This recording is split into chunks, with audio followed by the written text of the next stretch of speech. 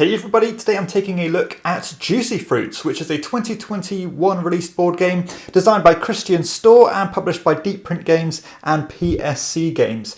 This one takes 20 to 50 minutes to play and accommodates 1 to 4 players. So this is a medium light resource management and contract fulfillment style game that looks a bit like this. So you have this main board here where you can end up purchasing these bonus tiles. You've got these bonus scoring tiles which you can potentially buy later in the game. You've got the scoring track here and this additional little track you can climb up throughout the game, which is optional because this board is double-sided, so you can actually play with or without this additional kind of module, I suppose. But I would always say play with it because it's not very complicated. And more importantly, each player has their own player board that looks like this. So you can see here, you've got these 5 different fruits here, which have been kind of semi-randomly allocated on this board here. And you've also got all these boat tiles on the outside perimeter of your player board, which are the contracts which you need to score points. So as you can see here, if I ever have 2 oranges and a lime, I can cash in this one here to get 2 points. And that is the objective of the game, is to get as many points as you can. One of the kind of key features and the novelties of this game is the actual pieces. So all the resources are fruit, and as you can see here, they're these big, vibrant, really chunky pieces which are absolutely delightful. So let's talk about the flow of the game, because this is pretty simple, and it's divided into, I believe it's 3 simple phases. So the first one is going to be how you gather your resources, and this is, I suppose, one of the unique things about the game, because I haven't actually seen a game that does this before, despite being a pretty obvious choice that should have been used before. So the first thing you're going to do is you're going to pick one of these fruits, and almost like in one of those puzzle styles, you're going to slide it as far as you can or as far as you want, either vertically or horizontally. So let's say I really wanted an orange. I could slide it 1 space because I get blocked if I go any further than that, and then I can take 1 orange. Alternatively, in future rounds, if I wanted to move this banana, I can go 1, 2 spaces and take 2 bananas. So that's how you're going to acquire resources.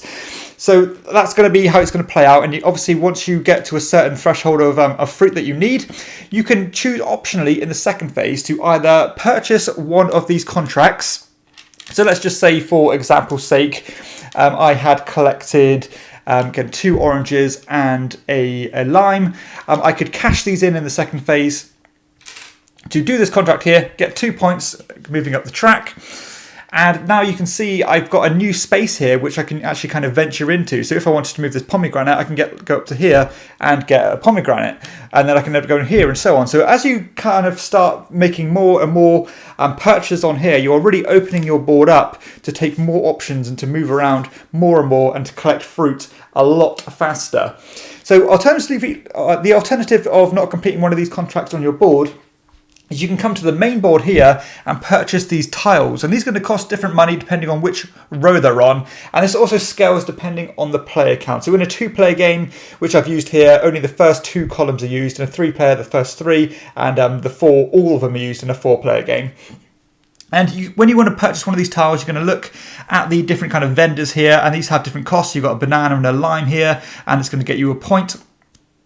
Or this one here, you've got like an orange and 2 pomegranates for 2 points. And then you can pick one of the corresponding tiles on that row. And these let you do lots of really cool things, such as being able to make ice cream. So when you purchase this tile like this with these little knife and fork on, you can put it on your player board, which gives you an extra piece to move around. And from then on, if you have one of these ice cream tiles, for every space you move, you can choose to cash in the corresponding amount of fruit, depending on the ice cream you can make, to take one of these scoring tiles. The other tiles you've got here are these kind of big bonus ones here, like this. Let's have a look at this 6-pointer here. So if I want to buy this one, not only would I get the 6 points, I would take the corresponding tile from the supply, and I'd put it somewhere on my board as long as I can fit it in. So this might not be a good idea, but just for an example's sake, I could put it on like this. And obviously that means now I will score the points, but from then on I'm actually restricting myself on where I can move, because that really is quite a significant blocker.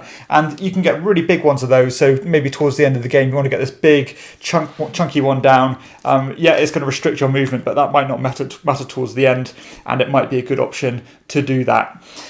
You've also got ones that give you these bonus tiles, or these kind of more flexible ones. So when I move this one up and down on my sheet, I can take either limes or these plums, and I also get an additional one of my choice. And you've also got some kind of end game scoring style ones as well, like this one for every star I have. As you can see, some of these tiles have stars on. I'm going to get points at the end of the game. Or this one here basically means that as far as I am on this track, I'm going to get points equal to the bottle underneath it.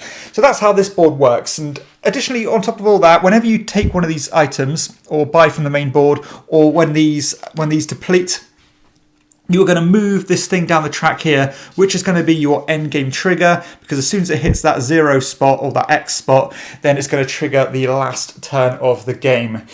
So once you've either bought a contract or bought one from the main board, then you're going to have the option to spend fruit to move your discs up this track here, which is going to be ways you can get additional points. So for example, I can either keep my 2 discs together, or I can split them up. But let's say I split them up and go a wild fruit to go up here, I can get 2 points, and then I can maybe pay 1 to jump straight to here, and so on. You're climbing up this track trying to collect points as you go, and potentially get a lot of points if you get right to the end.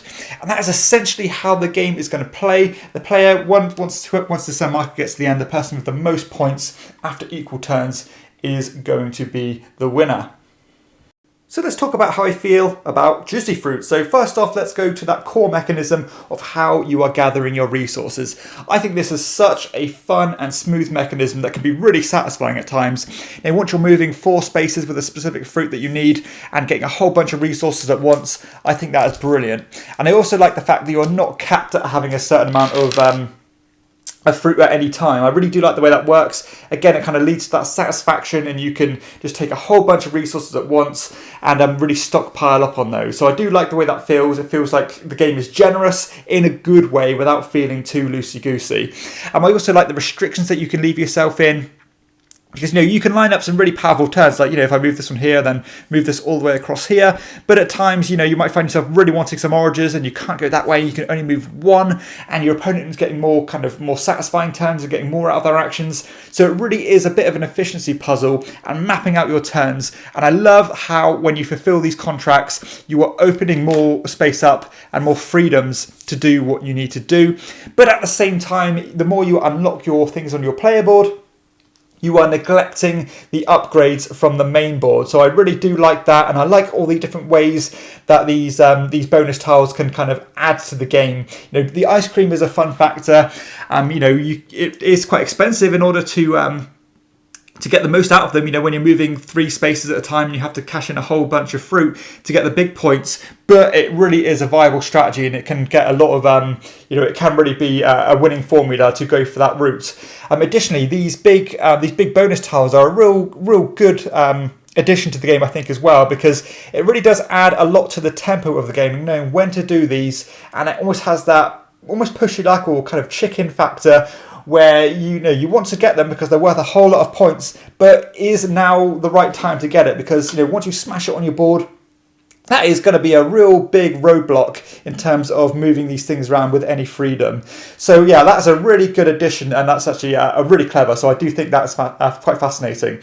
And the other little things, the end game objectives and things, and all the different kind of little factors that these things add in, just are all welcome additions. There's nothing here that doesn't need to be there, and they're all pretty simple in their own regard, but all reasonably interesting. So I do like what all the different tiles can do, and they are scaled accordingly. And I actually do like the way that it factors in to the end game trigger as well. So yeah, everything is good. Everything flows very nicely. I like the way it's broken down into very distinct phases. Move your thing, buy a contract, buy something from the board, and then potentially spend your excess fruit in order to climb these tracks here. Potentially blocking spots off, because if there's ever another player comes after you, then they can't actually share the same route as you, and you can't share spots with them. So I do like the way that works. You can use, there's a bit of a race here to get to those more juicy spots, no pun intended, in order to get the big points. So that's just a nice addition, and just a nice way to use the surplus fruit that you aren't going to need for your contracts or for the main board. And as I said earlier, this is double-sided, so you can choose to play with or without this juice factory. But I would always say to play with it, because it really doesn't add anything, but it does give you more flexibility on what to spend with that bonus fruit. So I think it's a good addition.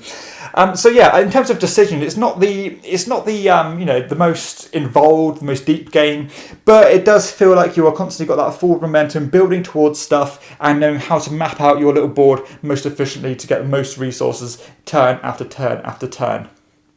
I think one of the biggest positives about Juicy Fruit is the tempo and just the general time, the kind of time investment and the uptime is absolutely out of this world. So turns are lightning quick, and particularly if you're playing at 2 players, you're never really disengaged with the game. You're constantly involved, always smashing things down, getting resources, and it does feel ultra quick. And on top of that, the actual time frame of the game, it does say 20 to 50 minutes, and you can easily get a 2-player game of this done in about 30 minutes, which is really good. There is a solo mode, which is probably what's leaning towards that 20-minute mark.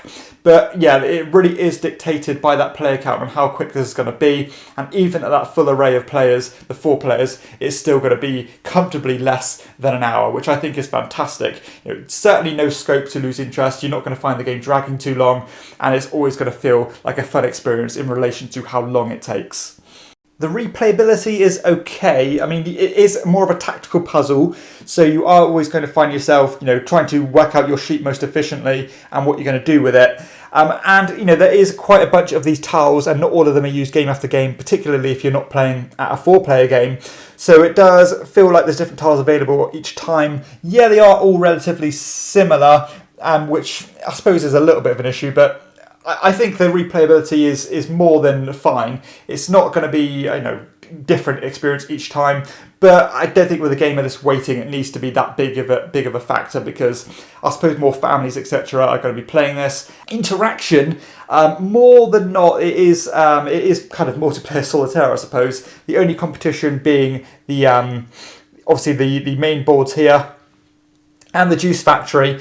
But I suppose one of the biggest nagging kind of tensions throughout the game is the actual time down, or the timeout kind of scoring or end game trigger here, which is pretty interesting because if people keep buying tiles and you're just not prepared for them to keep buying tiles, you're going to find yourself just your time just running down the drain. And the production of the game is pretty damn good, to be honest. Everything here works perfectly fine. You can move your pieces around without being too cluttered. So I think the actual size and stuff of the components is great. And that kind of particularly relates to all the resources. These really do pop. They feel really good quality, nice chunky wooden pieces.